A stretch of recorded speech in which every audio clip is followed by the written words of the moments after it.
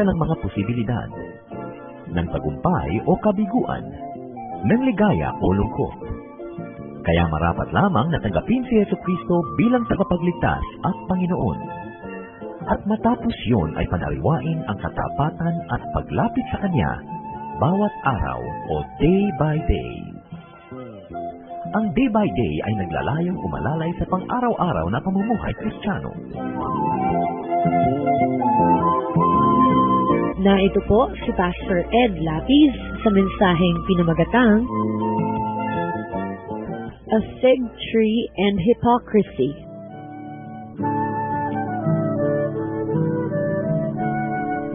There are many things that the Lord loves, and there are things that the Lord hates as well. One of those that really the Lord hates is hypocrisy. The Lord hates hypocrisy.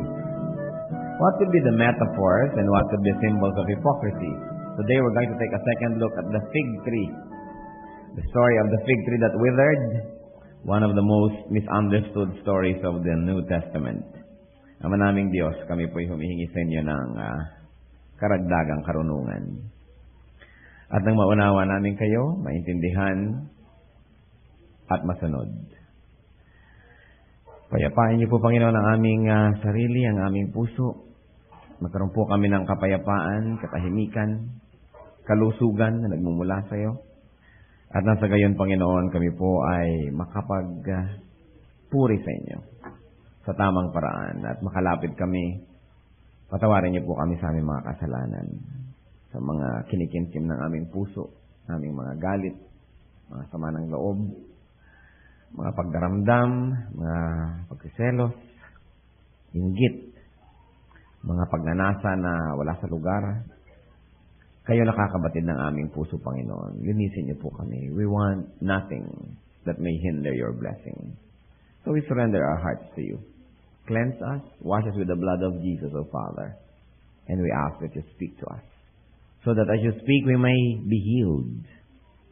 We may be strengthened, encouraged, and we may become more and more like your Son, Jesus. We ask you, Father, be our speaker today. Lead us unto greater godliness. In Jesus' name we pray. A fig tree and hypocrisy. That's our title. Let us read Mark 11, 12 to 14. Mark 11, 12 to 14, and then we will jump to verse 20. The next day, as they were leaving Bethany, Jesus was hungry. Seeing in the distance a fig tree in leaf, he went to find out if it had any fruit. When he reached it, he found nothing but leaves, because it was not the season for figs. Then he said to the tree, "May no one ever eat fruit from you again." And his disciples heard him say it. Verse 20. Because there's a story that happened between these verses. Verse 20. In the morning as they went along, they saw the fig tree withered from the roots. A very interesting story. So nagugutom ang Panginoon, sila ay naglalakad papasok sa lungsod ng Jerusalem. Nakita niyo itong fig tree na maraming dahon. So, lumapit siya, at matapos hawiin ang mga dahon, siya'y nabigo. Wala siyang nakitang bunga na pwede niyang kainin, puro lang dahon. At sabi niya, wala na bang kumain pa muli ng mga bunga mo. Kinabukasan, nang daanan nila uli ang punong ito, nakita ng mga disipulo ng Panginoon na naluoy ang puno, mula ugat pataas. At sabi ni Peter, "Look, teacher, the fig tree you cursed has withered." So, anong problema ng fig tree na ito? Let's take a second look at this fruitless fig tree. First, the tree was telling a lie. It was appearing to be fruitful when actually it was fruitless. Dapat po nating siguro appreciatein yung mga peculiarities ng puno na ito. Ang fig tree, ang dahon niya, pag lumalabas, kasabay ng bunga. O kaya, nauuna ng konti pa yung bunga, pagkatapos, nagkakaroon ng dahon. Parang baligtad yung siniguelas. Pag mumumunga, wala dapat dahon. Itong fig tree, oras na may nakita kang dahon mula sa malayo, may bunga yon ang ibig sabihin. And fig trees were planted all over mga road networks of Israel so that hungry travelers could pick fruit and eat. So you can imagine na kung ikaw ay nagbabiyahe, gutom na gutom ka na, may nakita kang fig tree from a distance, so, wow, makakakain na ako. Makakalapit ako dyan at maraming dahon. Naku, sigurado ang daming bunga nito. At ganon ang ginawa ng Panginoon. Sapagkat siya nagugutom, lumapit siya sa puno, konting hawi, walang bunga, hawi hanggang wala talaga. Puro lang dahon. So the fig tree was lying. Leaves should indicate the presence of fruits. What else was wrong with this tree? The fig tree was making a false promise, and that was to feed hungry travelers. The tree was giving false hopes. The tree was frustrating serious seekers. Therefore, the tree was cursed by the Lord. It withered from the roots up, and it withered so quickly. Dahil nung papasok sila sa lungsod, pinitasan, walang makita. Noon, binigyan ni Lord ng curse yung puno. Tapos, maghapon sila sa city, umuwi na sila nung gabi, lumabas uli sa city. Siguro wala silang kamag-anak, wala silang tutulugan doon. So, kinabukasan, pabalik na naman sila. Nakita nila, luoy na. So, at most 24 hours. Siguro naluoy na ngayon agad, hindi lang nila napansin dahil busy sila. Ang bilis-bilis ng pagkakaluoy. Now, you are looking at a very unique miracle. Very unique. Because this is the only miracle of the Lord Jesus that used His power not to restore, not to heal, but to destroy. Kaya napakahalagang miracle ito. Itong ginawa niya sa puno na ito. A very important miracle with a very important message then and now. Isinumpa, pumunta sila sa Jerusalem, lumabas, pagbalik kinabukasan, tuyo na. Anong nangyari sa gitna nung dalawang reports na ito tungkol sa fig tree? Let's read on. Mark 11:15-19. On reaching Jerusalem, Jesus entered the temple area and began driving out those who were buying and selling there. He overturned the tables of the money changers and the benches of those selling doves and would not allow anyone to carry merchandise through the temple courts.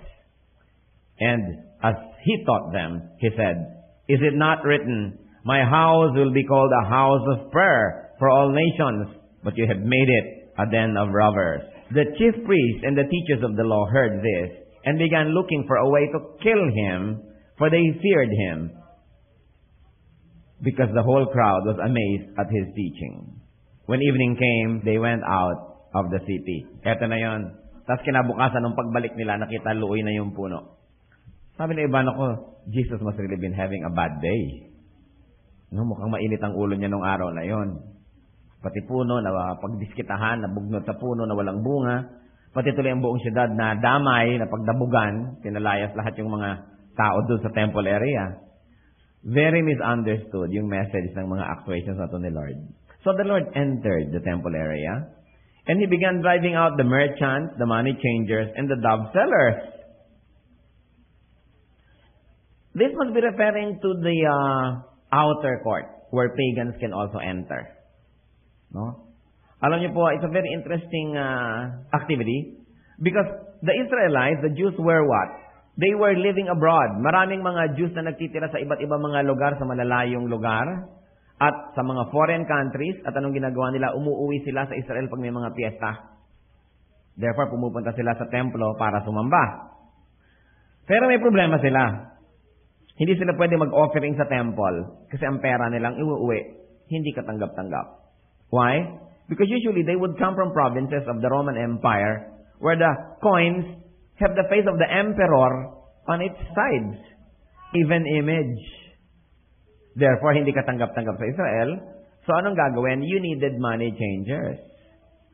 May mga money changers doon sa temple court na, sige, amin na yung inyong mga hindi katanggap-tanggap na pera, papalitan natin ang pera na katanggap-tanggap sa temple, pera sa loob ng temple at pera ng Israel, pero nag-charge sila ng 4%. No? Laki.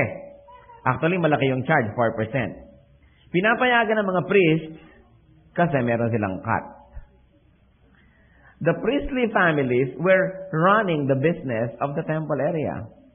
Pagkatapos, ang mga nagpupunta pa sa temple, may mga daladalang hayop yan na i-offer, di ba? Mga condobs ba, o mga ram, o bulls. Kasi offering eh. Part dapat ng hirap ng offering, para naman huwag maging madali sa kanilang magkasala dahil ang hirap mag-offering. Part ng hirap nun, bit-bit mo dapat yung mga hayop mo. Eto na naman, nagkaroon na naman ng bagong negosyo. Itinitinda na lang nito mga merchants yung mga hayop dun sa compound mismo. Doon ka na lang bibili.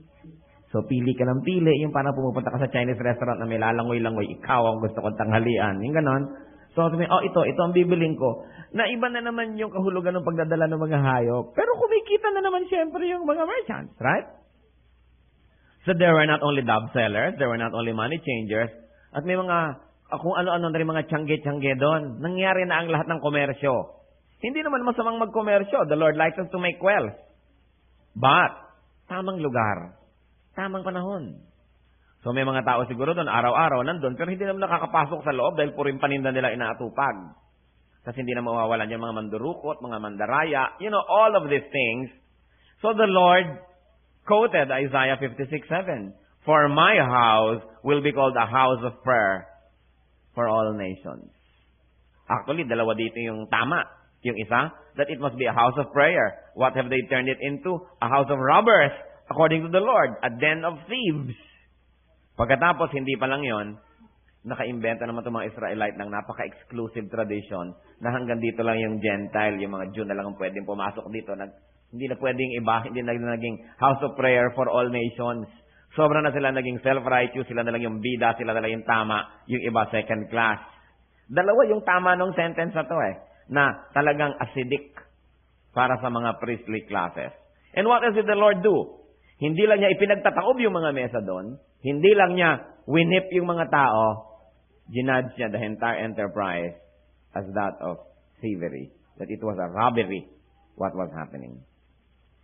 Natural, the chief priests and the teachers of the law wanted to kill Jesus. Ano sabi ng Bible? They wanted to kill Him, but they could not because of the crowd. Marami siyang humahanga sa kanya, nakikinig. So, paano gagawin ng mga priest yun? Baka sila ang balikan ng mga taong bayan. What was wrong with this temple? The temple has been turned into a materialistic business. The priests became businessmen who sold sacrificial animals and exchanged currency at exorbitant exchange rates. And the priests have been known for their greed. Ang dami-daming verses. Ang katotohanan lamang. Ang mga salita ni Lord against the priest are the most acidic sa lahat ng mga sentences niya. Mabuti pa kung prostitute ang kaharap. Sabi, wala bang bumato sa'yo? O hindi rin kita babatuhin. Umuwi ka na at magpakatino, Ganon. Tax collector, come, follow me. Ganyan ang mga salita niya. Pero pag priest, talagang boiling. Mainit talaga. The temple has become spiritless. Anong kinalaman sa fig tree? Bakit na sandwich ng fig tree yung storya? Because the fig tree here is actually an acted out parable. Like the fig tree, the temple has become guilty of hypocrisy. What was so hypocritical about the temple? Like the fig tree, it was telling a lie. The temple appeared to be spiritually fruitful, but was actually fruitless. The temple was full of leaves. Mula sa malayo, may pangako rin siya. Punong-puno rin ng dahon. Ano yung mga dahon? Malayo ka pa, nakikita mo na yung mga usok-usok na mga offering. You hear the chants and the prayers and the musical instruments. And you see people bringing sacrifices, and there's lots of hymns and rituals, and everybody properly attired, the priests in their costumes, programs, activities, leaves. But there were no fruits. Ano ba talaga yung fruit dapat ng spirituality? Galatians 5:22-23 says, "But the fruit of the Spirit is love, joy, peace, patience, kindness, goodness, faithfulness, gentleness, and self-control." Wala lahat sa temple. Sa katunayan, yung mga priests and Pharisees and all of these leaders were very murderous in their orientation. They always want to kill. Pag merong mga medyo nakakagulo sa kanila at naiistorbo sila, patayin to. Ito, pwede bang patayin? Hindi, maraming kakampi, maraming nakikinig. Mag-aabang tayo na ibang panahon. Wala sa kanila. In fact, they not only lacked good fruit, but they were full of bad fruits. Hypocrisy, pandaraya, panglalamang sa kapwa. Ang dami nilang kasalanan. James 1:27 says, religion that our God, our Father, accepts as pure and faultless is this, to look after orphans and widows in their distress, and to keep oneself from being polluted by the world. Pero si Lord, kinikriticize din niya at pinupunan niya yung mga priest na itinuturo sa mga anak na pwede namang hindi ka magbigay ng pera sa magulang mong matanda na, basta ibigay mo lang sa temple. Itinuturo yon at talagang tinuligsan ni Lord John sa chapter 23 of Matthew. So nasa na yung love? Nasa na yung kindness and goodness? Nasa na yung faithfulness to God? Where is the gentleness? Na nung nililitis si Lord, kung ano-anong pinagagawa nila, lahat ng nililitis nila, binibreak nila ang kanilang law. Ang Panginoon nang litisin ng Sanhedrin, they broke at least 23 of their own laws. Bawal mag-convene halimbawa yung hukuman pag after sunset. Overnight, tinapos ang hearing, hindi ba? Inarrest nung gabi, after the Last Supper. Nung umaga may verdict na, 3:00 ng hapon, patay na. Inapura nila yung proseso. They were breaking the rules. They were full of hypocrisy. They were full of bad fruit. So just like the fig tree, the temple was telling a lie. And just like the fig tree, the temple was making a false promise. What's that? To feed the hungry spiritual travelers. They really don't feed. They give false hopes and they frustrate serious seekers. Pag serious ka talaga, pupunta ka sa temple, ito lang ba? Ito lang bang dinayo ko? Ito lang pala lang ang relihiyon namin? Matthew 23:13. Woe to you, teachers of the law and Pharisees, the Lord speaking. You hypocrites, you shut down the kingdom of heaven in men's faces. You yourselves do not enter, nor will you let enter those who are trying to. Sabi niya, pambihira kayo. Woe! Yan ang sinabi ni Lord. Sa kanya lang ginamit yun sa mga religious leaders. Woe to you! Parang sumpayin kayo. Terrible ang kalagayan nyo. No? You shut the kingdom of heaven in men's faces. Isinasara nyo ang pinto ng kalangitan sa mga tao. Pinagsasarahan nyo sila. Kayo mismo hindi pumapasok at wala kayong pinapayagang pumasok. Kasi pag nakita mo talaga, sabi mo, kung ito lang naman, wag na. Kung magiging kamukha lang naman nila ako, wag na. Parang ganun ang nangyayari. They were misleading and misguiding people as well. Matthew 23:15, the Lord speaking, Woe to you, teachers of the law and Pharisees, you hypocrites! You travel over land and sea to win a single convert. And when he becomes one, you make him twice as much a son of hell as you are. Can you imagine these very strong words? Sabi, pambihira kayo. Woe to you! Ang dami-dami niyong missions, ang dami niyong missionaries, ang dami niyong nilalakbay para mag-mission, at pag may isa kayong na-convert, nagiging doble pa ang kawalanghiyaan. You make him twice as much a son of hell as you are. Can you imagine this? Alam niyo, pag naglalakbay ako sa mga malalayong lugar ng ating bayan, at may makikita akong karatula ng isang kongregasyon na nandun na sila, kalahati ng puso ko natutuwa. Ay, mabuti naman, nakakapag-mission pala dito at naaabot nila itong lugar na ito. At kalahati naman ng puso ko nagluluksa. Kasi itong grupong ito, sobrang self-righteous. Sobrang separatist. No? Sila lang ang tama, wala nang iba. Sinasabi nila, sila lang ang pakakasalan ni Jesus, yung daw ibang mga simbahan ng mga Kristiyano, audience. No? Sila lang ang tama, lahat mali na. So, anong ginagawa nila sa kanilang convert? Salamat sa Diyos, nasa-save, nababorn again. Pero ang nakakalungkot, pinapasa din nila yung kanilang self-righteousness, separatistness, pinapasa rin nila yung kanilang self-centeredness, at lahat ng mga bias. Kaya yung mga members din nila, ganun din, mga judgmental. Nakakalungkot, tinamaan na sana ng Espiritu ng Diyos, tapos dala lang yung kanilang congregationalism. Pero hindi naman nagiging twice as much a son of hell. Hindi naman, ano? Kaya lang, ito sinasabi ni Lord. Hindi mo malaman kung mapalad o kawawa ang dinadapuan nyo. na mabuti pang hindi nyo narating. Pero narating naman nyo, tapos sinuturuan nyo ng napakaraming mali. Mabuti pa yung walang alam, baka pag may dumating na tamang magturo, bukas pa yung isip. Pero pag naunahan ka na ng mga ito, dun sa kanilang convert, nakasara na yung isip. Kawawang mga tao. So, what else were the Pharisees doing? They were promoting legalism and ritualism while neglecting spirituality. In other words, they were religious but not spiritual. Religioso, pero hindi banal. And there's a very great difference between spirituality and religiosity. So what do you have? Religion or spirituality? Matthew 23 to 24. The Lord speaking again. Woe to you, teachers of the law and Pharisees, you hypocrites! You give a tenth of your spices, mint, dill, and cumin, but you have neglected the more important matters of the law, justice, mercy, and faithfulness. You should have practiced the latter without neglecting the former. You blind guides, you strain out a gnat, but swallow a camel. Pambihirang poetry itong mga words na to.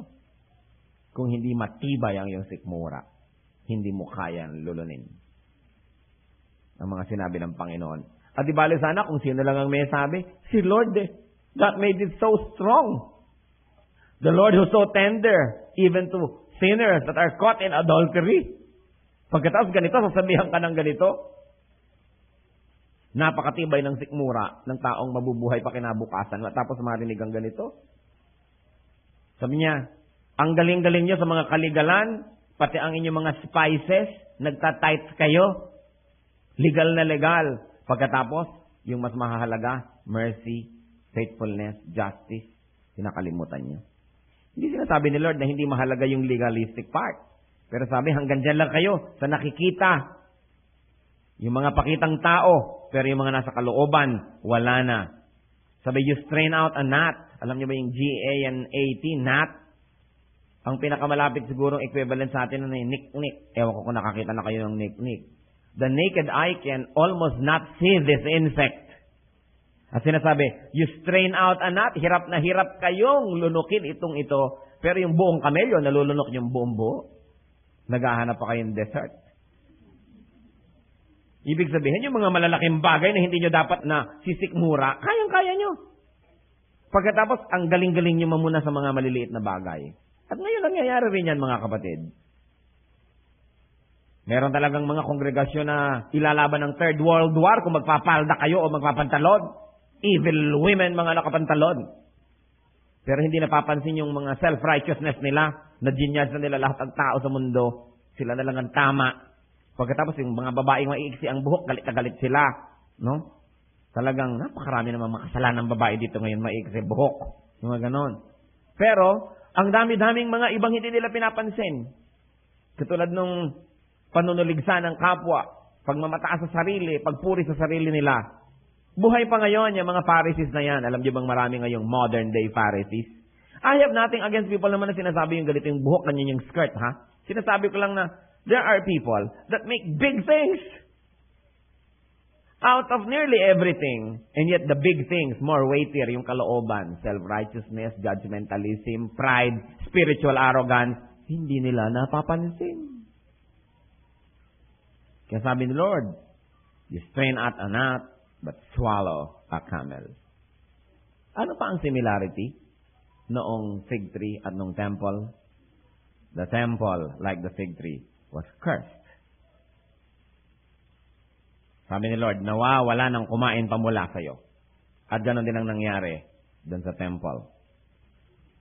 After a long and a seemingly eternal existence of the temple, it was destroyed in AD 70. The Romans destroyed the temple in Israel.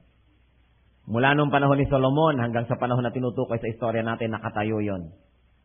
Tapos in AD 70, it was destroyed. And now, up to now, hindi pa siya nabubuo muli. With the temple destroyed, the priesthood was set aside. Kasi saan ang mag-o-offer ng mga animals at kung ano-ano. Wala nang holy place, most holy place at kung ano-ano pa. Worship patterns were forever lost among the people of Israel. The nation withered from its very roots. In fact, after that, the nation was in diaspora. There was no nation to speak of until 1948 or 1947. Na-distribute sila sa buong daigdig. Inubos pa ni Hitler, may konting natira. Nagkaganong-ganon yung bayan, it was withered. And another thing, Christianity rendered it obsolete. Because now there was no more need for such sacrifices. Because Jesus has offered the ultimate, the final, the real sacrifice. So, wala na rin pwedeng pumita sa puno ng temple na yon. Nawala na rin siya, na-wither na rin siya, just like the fig tree. If you think that the central point of the story is the fig tree being cursed by the Lord because it failed to meet the Lord's expectation, think again. The cursing of the fig tree was not the main event. It was only a foreshadowing of the real event, which was going to happen to the temple. Ang ganda, kinikilabutan ako. Ang galing talaga ni Lord. Diyos talaga siya. Yung gagawin niya doon sa temple, binigyan na niya ng clue doon sa fig tree. Pero syempre, sino nakaintindi nun? But you look at the Bible as a literary piece, nakitang-kita mo na talagang divinely inspired, that even the parallelisms, the metaphors, the symbolisms could not be imagined or invented by the human mind. The fig tree represented Israel. The fig tree represented the temple, which looked spiritually fruitful, but was actually barren. And that is what has become of the entire nation. The Lord cursed the fig tree, not because of its failure to bear fruit, but because of its deceitful appearance. Huwag niyo kakalimutan, isinumpa yung puno, hindi dahil walang bunga, kundi dahil nagpapanggap na mabunga. Deceiving. The leaves advertised a fruitfulness that did not exist. Just like Israel, the temple advertised a relationship with God which they did not have, which they no longer had at that time. The Lord's only miracle of destruction was directed against hypocrisy. He hated hypocrisy. Could you be a hypocrite? Tayo kaya yung fig tree? How much of the temple is in us? Could we be fruitless fig trees, full of appearances? Matthew 23:25 to 26. Woe to you! Nakakailang woe na yan. Nagbibilang ba kayo? Ang dami ng woe, paulit-ulit. Woe to you, teachers of the law and Pharisees, you hypocrites! You clean the outside of the cup and dish, but inside they are full of greed and self-indulgence. Blind Pharisee, first clean the inside of the cup and dish, and then the outside also will be clean. God cannot be deceived. God cannot be deceived. What should we do with our lives? Ayaw ni Lord ng hypocrisy. So yung iba naman, ay hindi na ako maging hypocrite, ilalabas ko na lang lahat ng baho ko. Hindi yun. Hindi yun ang point. Tanggalin mo yung baho. Yung iba hindi nga hypocrite, pero kasi inilantad ng lahat. Nang walang kahihiyan. Hindi rin yan ang pinag-uusapan na ibunyag mo at ilantad mo. Kundi tanggalin yan. Para ang ibinubunyag mo talaga totoo. Pero sa isang banda, mabuti pa yung nakabunyag lahat ng kabulukan kaysa nakatago. Sugant man at bulok at lagyan niya ng band-aid, lalong nabubulok. Sila nga nakabuyang-yang para malinis. So we expose, not to flaunt it, not to be proud of it, and not to promote it, but so that it may be healed. So that it may receive ministration from God and from godly people. Kailangan ihayag. Kailangan ipalinis sa Panginoon. Have genuine fruits. Matthew 23:26, blind Pharisee, first clean the inside of the cup and dish, and then the outside will also be clean. Dapat maglinis-linis tayo. Ano pa ang isang mensahe nito sa atin, mga kapatid? Church, recognize fruitless fig trees. Not every fig tree that has leaves has fruit. Recognize hypocritical religion.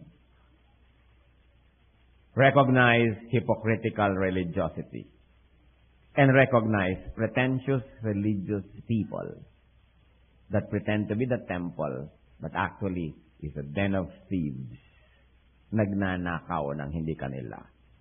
Nagnanakaw ng credit. Nangaagaw ng honor. Nagnanakaw ng bunga ng trabaho ng iba. This is thievery of the highest order. Pero maraming nadadaya yung ganyan. Ang mga tao, mahilig sila sa dahon. Pag nakakakita ng dahon, akala nila may bunga. So medyo ganito ang language mo, religious lagi, may maniniwala na agad sa'yo. Pagkatapos yung pala, hindi totoo. Matthew 23:27-28. Woe to you, teachers of the law and Pharisees, you hypocrites! You are like whitewashed tombs, which look beautiful on the outside, but in the inside are full of dead men's bones and everything unclean. In the same way, on the outside you appear to people as righteous, but on the inside you are full of hypocrisy and wickedness. People of God, do not be taken by leaves. Do not be taken by lies. Do not be taken by false promises. Huwag kayong magpapadaya. Bago kayo maniwala, tingnan niyo muna ang bunga. Especially in religiosity, many different leaders are competing for our attention. Many different congregations, many different religious persuasions are competing for our attention. Bago kayo mahumaling, bago kayo malibang, at bago kayo madaya, tulad ng sinasabing, they are turned into twice as much a son of hell as they were before, etc., etc. Kailangan hanapan niyo muna ng bunga. At kung wala kayong nakikitang bunga, withhold your judgment. Huwag muna kayong sumama. Dahil baka pag namunga, nandun na kayo, involved na kayo, ang bunga pala lason. Pero kasali ka na. In fact, sumumpa ka na bago pa lumabas yung bunga na ikaw ang unang kakagat. So, paano ka na?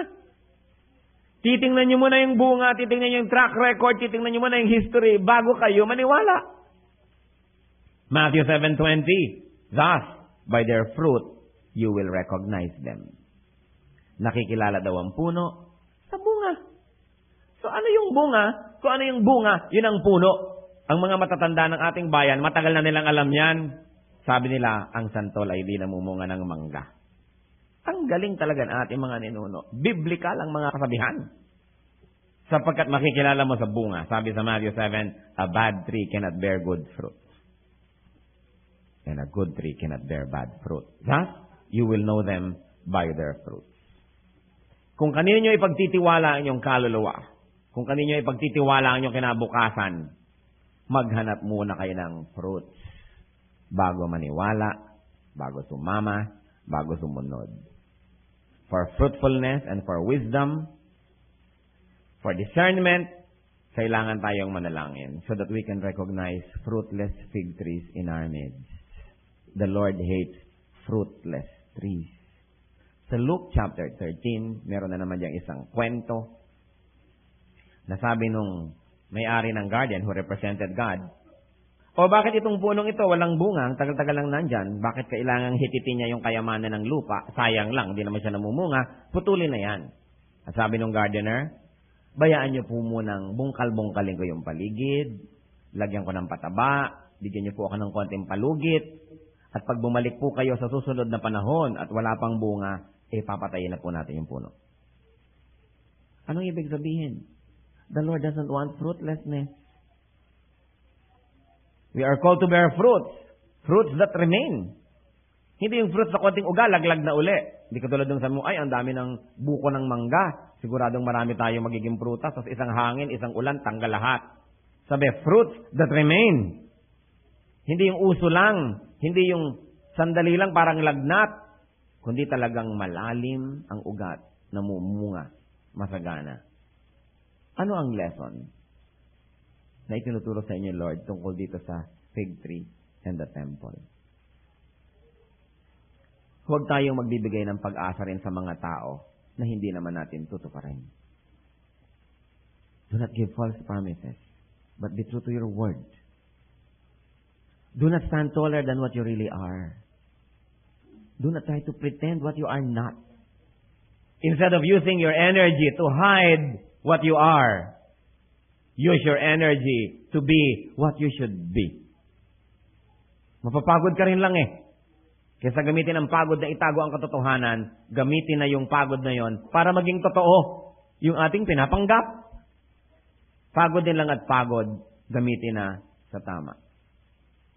Israel, the temple, icons of religion, hindi pinangimian ng Diyos. At nung ang templo, tapos na ang kanyang gamit, in fact, ang tagal na na-misuse, hindi pinanghinayangan ng Diyos na ito'y wasakin. Tayo pa kaya? Tayo pa kaya ang itolerate ng Lord sa ating mga hypocrisies and pretensions?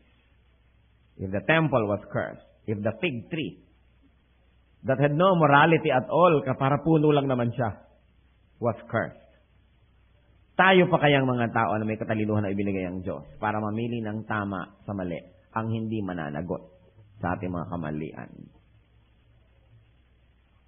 Siguro yung fig tree, napakarami na niyang nadaya, marami nang dumaan, marami nang lumapit na nabigo. Akala niya lagi niyang magagawa. Dumating ang araw that the Lord passed.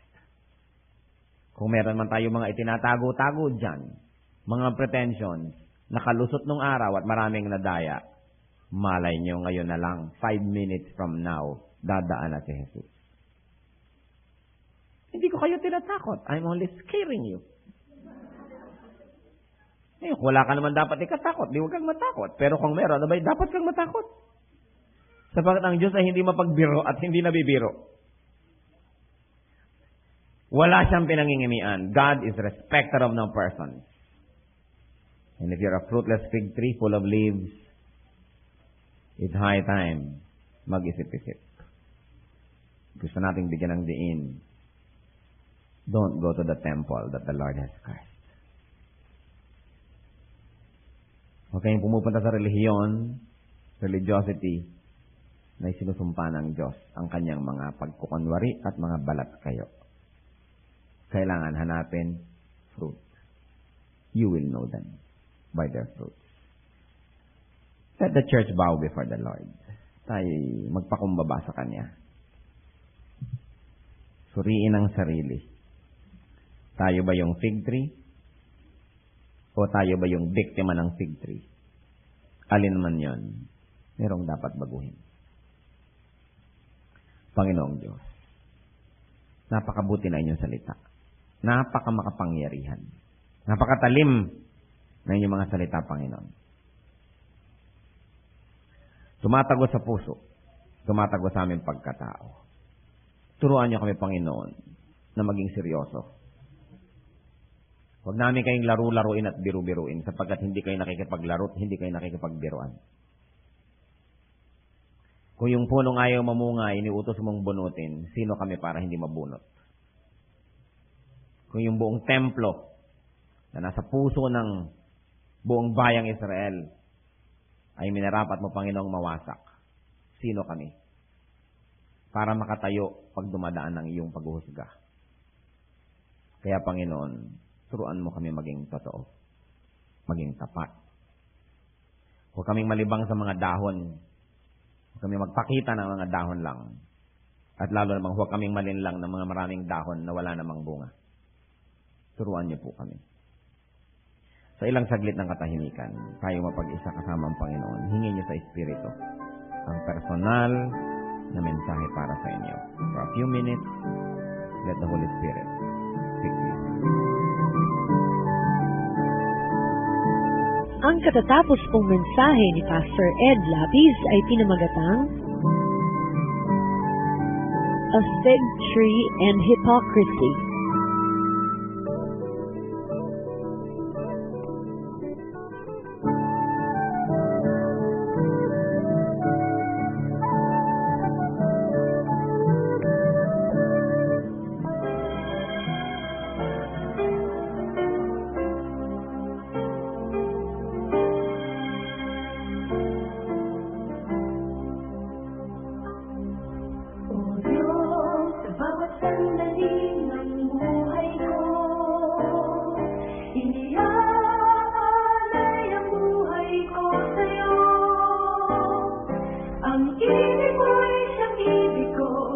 Ang nais mo'y nais ko, ikaw, Panginoon, ikaw lang ang buhay ko.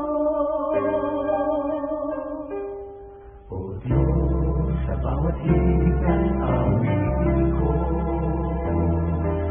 ikaw ang musika't titig nito. Ikinang awitin ng puso ko, ikaw lang damdamin at isip ko. Ikaw, Panginoon, ikaw na ang hilig ko. Noon, ngayon at kailanman, ika'y papurihan ng sanlibutan. Ikaw na nga ang Diyos, ang siyang Panginoon. Ikaw na sinunod ang aking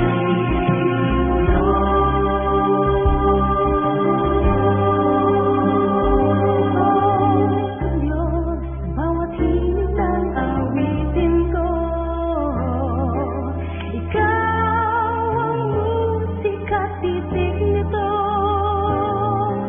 Hindi lang awit ng puso ko, ikaw ang damdamin at isip ko.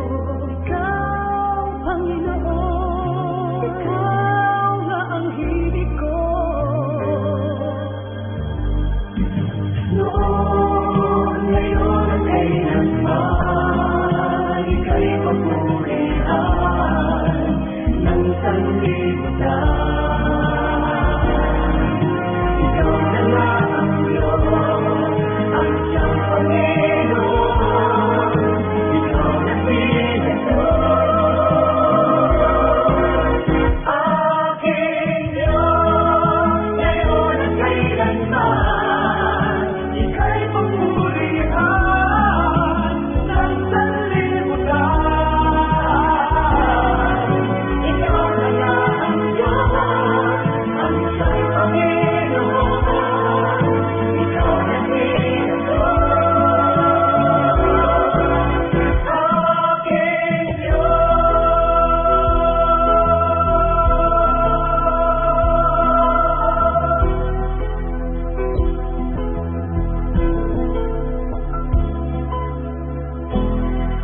Kung kayo po ay na-bless ng programang ito o may comments o suggestions, mag-text sa Radio Listener Text Liwanag.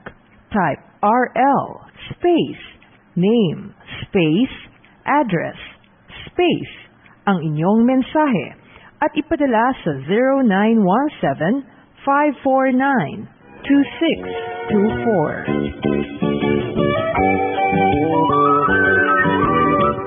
Oras na po para pagsamantalang magpaalam ang programang Day by Day. Tayo po'y magsama-sama mula Lunes hanggang Biyernes. Magandang gabi po at mabuhay ang Panginoong Hesus.